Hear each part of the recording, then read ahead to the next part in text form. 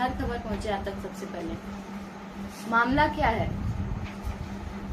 मामला इस पर हम लोग पहले भी बात किए थे और लोगों तक बताए थे, क्योंकि उस दिन तक हाई कोर्ट का ऑर्डर नहीं आ पाया था, इसलिए हम पूरी जानकारी नहीं दे पाए थे उस तरीके से जो ऑर्डर लिखा गया है। यह मामला नियोजित शिक्षकों को ग्रेच्युटी का लाभ देने से संबंधित मामला है। इस मामले में 25 अप्रैल 2019 को परिवर्तनकारी प्रारंभिक शिक्षक संघ ने याचिका दायर की थी और मांग की थी कि जो पेमेंट ऑफ ग्रेच्युटी एक्ट 1972 है उसे नियोजित शिक्षकों पर लागू किया जाए, जो अब तक लागू नहीं किया जा सका है।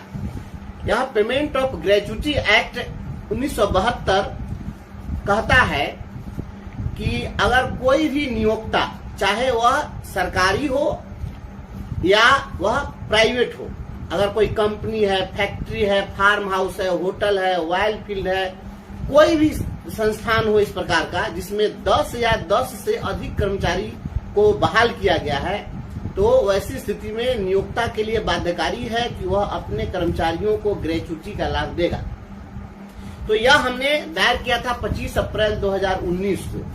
इस मामले की जब सुनवाई हुई तो 27 अगस्त 2019 को सुनवाई करते हुए तत्कालीन जो न्यायमूर्ति थे, आज नहीं है, आदरणीय न्यायमूर्ति अनिल कुमार उपाध्याय जी ने, वो काफी गंभीरता से उन्होंने लिया था और उन्होंने यह कहा कि जब शिक्षा विभाग पर आप लोग केस करेंगे तो ये कहेंगे कि नियोजित शिक्षक हमारे कर्मचारी नहीं हैं और ये पंचायती राज के कर्मचारी हैं, और पंचायती राज वाले से जब पूछिएगा कि ये किनके कर्मचारी हैं तो कहेंगे कि हम कुछ करते ही नहीं है, तो शिक्षा विभाग करता है।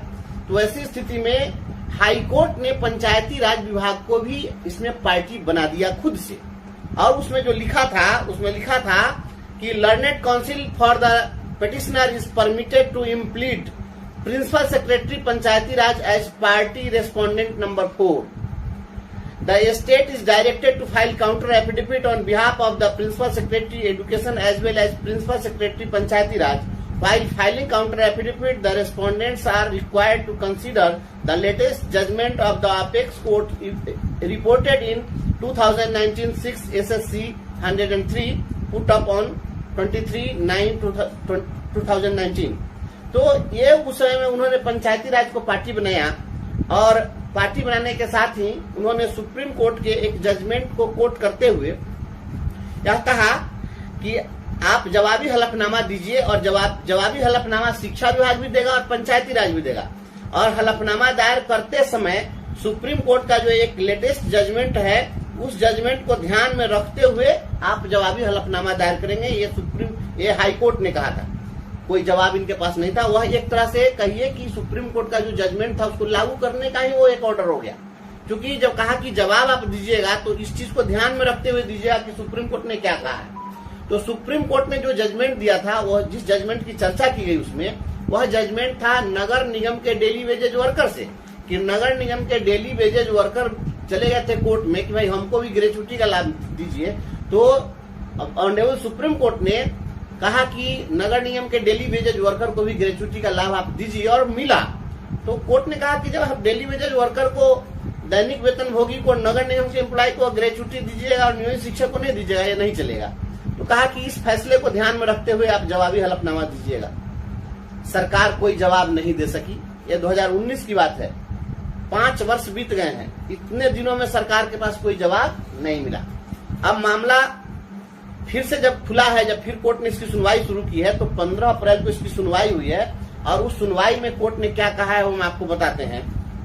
उसमें कहा है कि learned counsel for the state is directed to comply the order dated 27 August 2019 passed by coordinate bench of this court, that is to file counter affidavit in the present case on behalf of the Panchayati principal secretary education as well as principal secretary Panchayati Raj department, government of Bihar, Patna within a period of 3 weeks, keeping in view of the latest judgment of the Apex Court reported in 2019 6 SSC 103, and if the same is not complied, heavy penalties shall be imposed upon the respondent number 2 and 4। अब इसमें क्या है कि court ने कहा है कि आप जवाब नहीं दे रहे हैं सुप्रीम कोर्ट के उस जजमेंट के लाइट में जो आपको 2019 में कहा गया था कि आप जवाब दीजिए, तो आप कोई जवाब नहीं दे पा रहे हैं। वैसी स्थिति में आप फिर से कहा जा रहा है कि जो हाईकोर्ट ने जो आपको आदेश दिया था कि सुप्रीम कोर्ट के उस जजमेंट को कंप्लाई कीजिए, तो उसको कंप्लाई करते हुए और आप जवाब दीजिए, और नहीं तो पंचायती राज के प्रधान सचिव और शिक्षा विभाग के प्रधान सचिव दोनों पर हेवी जुर्माना लगाया जाएगा। तो ये हेवी पेनाल्टी लगेगा। ये अब अगली सुनवाई जो होनी है उसकी 6 मई को सुनवाई होनी है, बहुत समय नहीं है। अब इसकी जब सुनवाई होगी तो इसके पहले इनको जाना पड़ेगा, तो ग्रेच्युटी लागू करके इनको कोर्ट में जाना पड़ेगा, और नहीं तो उस दिन इनकी फर्जियत होनी तय है, और हो सकता है कि उस दिन पेनाल्टी इन पर लग जाए। ये कोर्ट काफी सख्त है इस मामले में, कह दिया कि ये भी पेनाल्टी शैल बी इम्पोज, तो भारी जुर्माना लगाने की बात की है। और अपने साथियों को हम बताना चाहते हैं कि जो the payment of gratuity act है, इस पेमेंट ऑफ ग्रेच्युटी एक्ट को आप लोग गूगल से आप लोग सर्च करिए और उसका पढ़िएगा। इसमें सेक्शन 4A इसका जरूर पढ़िएगा। ग्रेच्युटी की बात तो होगी ही, लेकिन ग्रेच्युटी के साथ साथ सेक्शन 4A को जब पढ़ेंगे तो इसमें लिखा है, जरा आपको मैं सुना देता हूँ कि कंपलसरी इंश्योरेंस, मतलब कि जब ग्रेच्युटी एक्ट लागू करेंगे तो ग्रेच्युटी एक्ट केवल ग्रेच्युटी की ही बात नहीं करता है, बल्कि यह अनिवार्य बीमा की ही बात करता है। जो GLI होता रहा है कर्मचारियों को पहले से, समूह जीवन बीमा, तो वह जीवन बीमा का भी लाभ देना पड़ेगा। इसी ग्रेच्युटी एक्ट में वह भी लिखा हुआ है। तो इसमें लिखा है सेक्शन 4A में, compulsory insurance 1 with effect from such date as may be notified by the appropriate government in this behalf, every employer other than an employer or an establishment belonging to or under the control of the central government or a state government shall, subject to the provisions of subsection 2, obtain an insurance in the manner prescribed for his liability for payment towards the gratuity under this act from the Life Insurance Corporation of India established under the Life Insurance Corporation of India Act 1956, 31 of 1956 और any other prescribed insurer।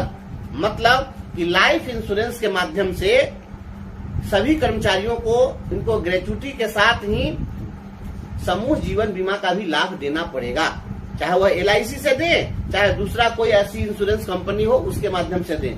तो मतलब यह साफ है कि gratuity act अब लागू होगा।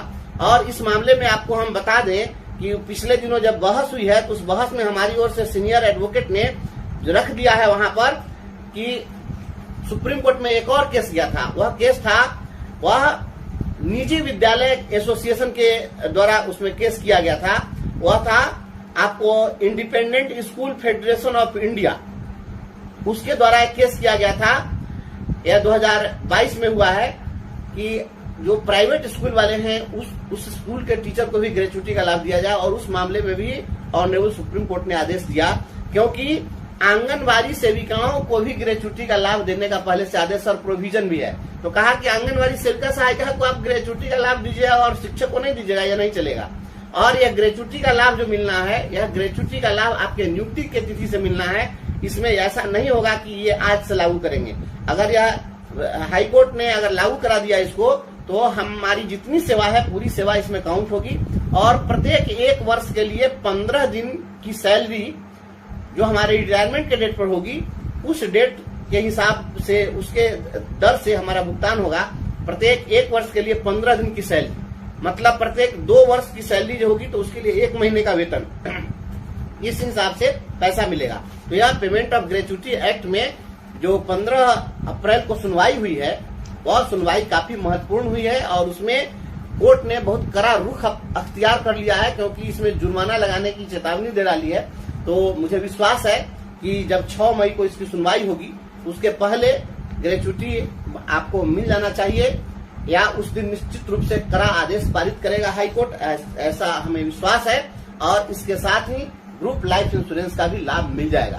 तो यह परिवर्तनकारी प्रारंभिक शिक्षक संघ के द्वारा न्यायालय में किया गया प्रयास यह सफलता की ओर अग्रसर है, यह हम शिक्षकों को इस वीडियो के माध्यम से बताना चाह रहे हैं। ऐसे ही खबरों के लिए बने रहिए इनकलाबी दस्तक के साथ, क्योंकि हम लाएंगे खबरों से इनकलाब।